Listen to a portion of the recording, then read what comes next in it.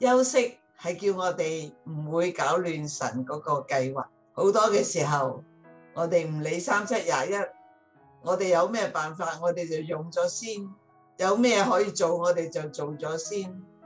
但係神嗰個計劃未必係咁樣樣，我哋要配合神嗰個時間同埋佢嗰個嘅計劃。以色列人出埃及嘅時候，去到紅海嘅邊緣，法老嘅大軍已經追到嚟啦。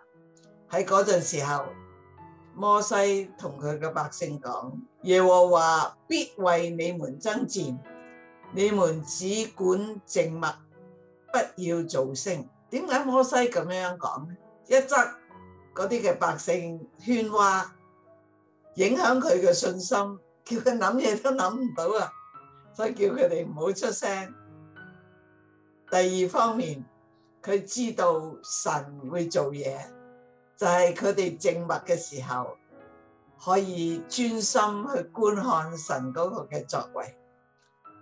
結果神就叫紅海分開，以色列人行過乾地，法老嘅軍隊卻死喺嗰個紅海嘅裏面。